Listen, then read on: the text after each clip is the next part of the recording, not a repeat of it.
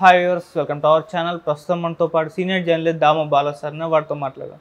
నమస్కారం. నమస్తే సార్, జగన్ అధికారంలో ఉన్నప్పుడు ప్రవేశపెట్టిన పథకాల పేర్లన్నీ కూడా ఇప్పుడు మార్చేశారంట కదా, అంటే ఆ పథకాల పేర్లు ఎందుకు మార్చారు, మరి దీని వెనుక లోకేష్ గారు అండ్ పవన్ కళ్యాణ్ గారు ఇన్వాల్వ్ అయ్యి మార్చారంటున్నారు. మార్చడానికి గల కారణాలు ఏంటి, ఏ పథకాల పేర్లు మార్చారు సార్? దాదాపు 6 పథకాలకి పేర్లు మార్చినట్టుగా అనౌన్స్ చేశారు. మిగతా పథకాలు ఏమీ అనౌన్స్ చేయలేదు పేర్లు. 6 ఏంటంటే జగనన్న విద్యా కానుక, జగనన్న విద్యా కానుక మీద కిట్స్ ఇవ్వడం అవన్నీ ఇచ్చేస్తుంటాడు కదా, వాళ్ళకి బట్టలు ఇవ్వడం, షూలు అవన్నీ. ఓకే. సో దానికి సంబంధించి ఆ పథకాన్ని మార్చేశారు. దాన్ని సర్వేపల్లి రాధాకృష్ణ విద్యామిత్ర అని పెట్టారు.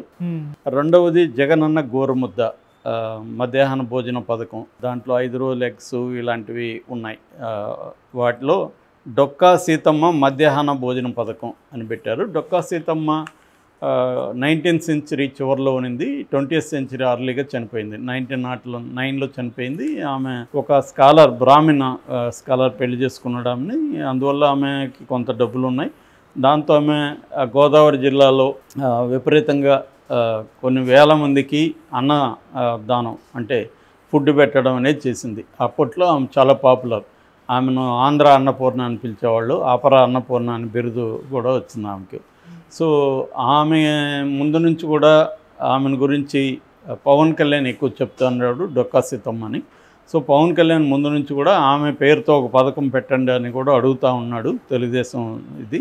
సో దీనికి ఆమె అన్నపూర్ణగా పేరుంది, అందరికీ అన్నం పెట్టింది కాబట్టి ఇది మధ్యాహ్న భోజనానికి పథకానికి ఆమె పేరు పెడితే బాగుంటుందని పేరు పెట్టారు.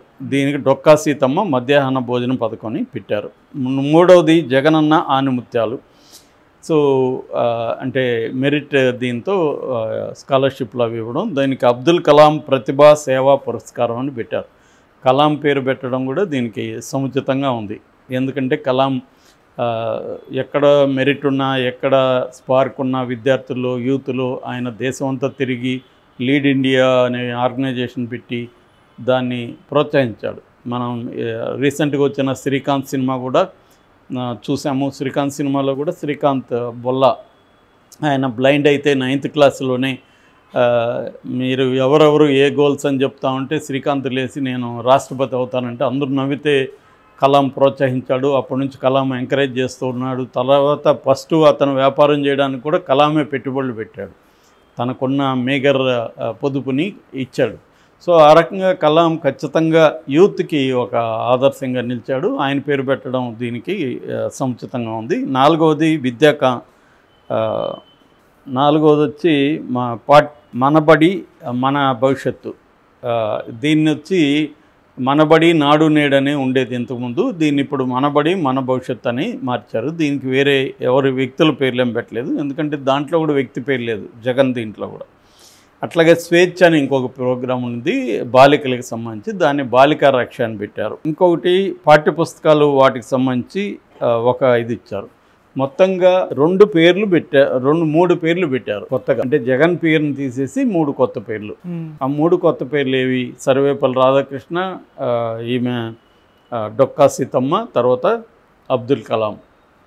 ఖచ్చితంగా దీన్ని అప్రిషియేట్ చేయాలి మనం.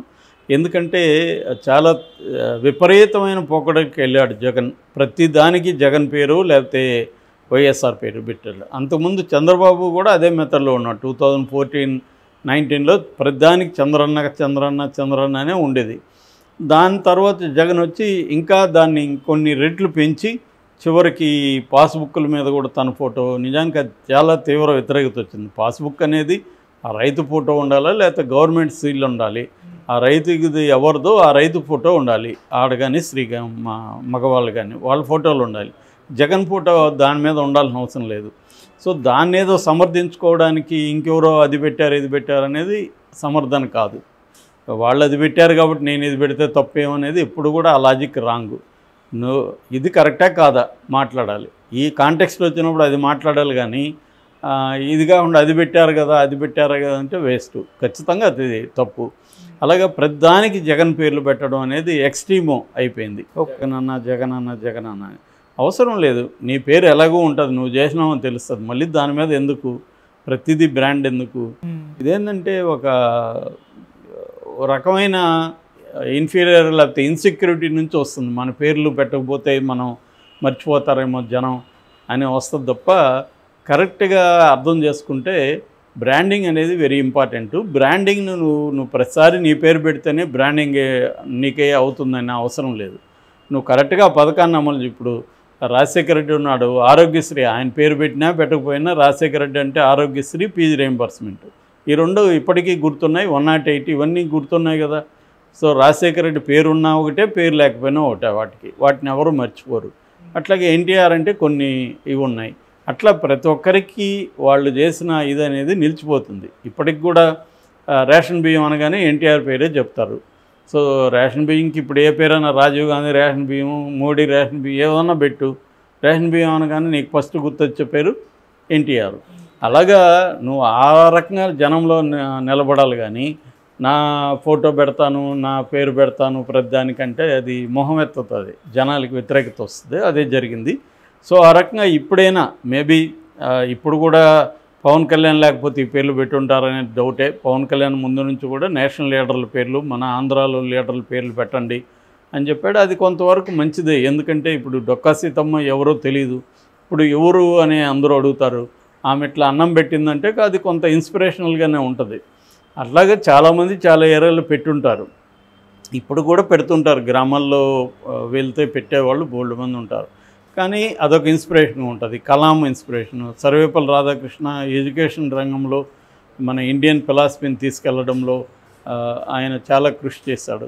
సో ఇలాగ వీళ్ళ పేర్లు పెట్టడం అనేది మంచి పద్ధతి. చంద్రబాబు అది చేశాడు. గతంలో చంద్రబాబు కూడా చేయలేదు, ఇప్పుడు చేయడానికి పవన్ కళ్యాణ్ ఇన్ఫ్లుయెన్స్ కూడా కారణం కావచ్చు. గతంలో ఏ స్థాయిలో ఉండదంటే పోటీ పున్నమి గెస్ట్ హౌస్ ఫర్ ఎగ్జాంపుల్. పున్నమి గెస్ట్ హౌస్ అంటే చాలామంది పున్నమి గెస్ట్ హౌస్ మంచి పేరే కదా బాగుందని, కానీ పున్నమి అంటే ఏంటి?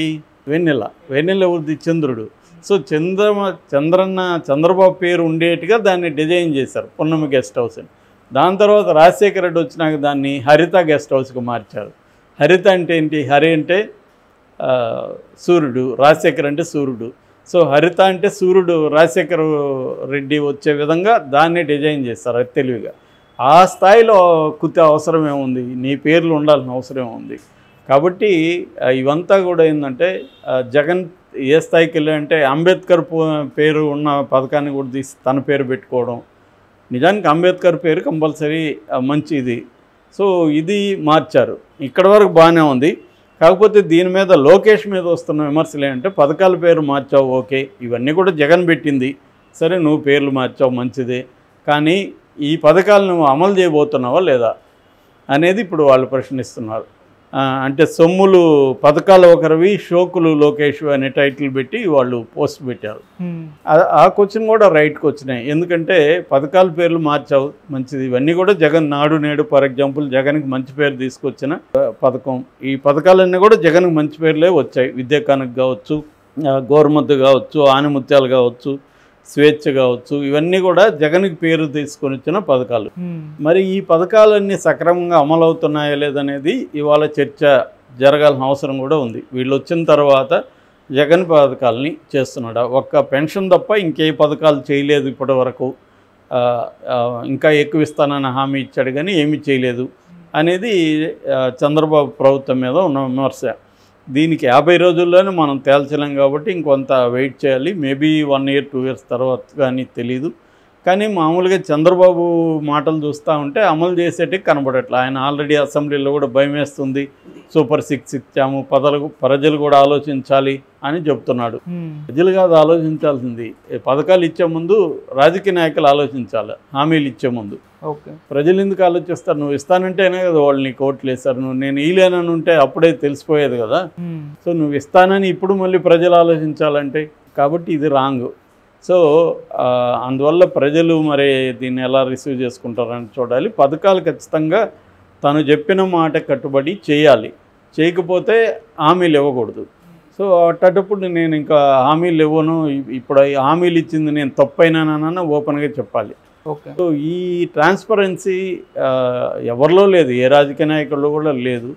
సో దీనివల్ల ఈ పథకాల పేర్లు మార్చడం అన్ని ఖచ్చితంగా అప్రిషియేట్ చేయాలి. అట్ ద సేమ్ టైం వీటిని అమలు చేయకపోవడాన్ని కూడా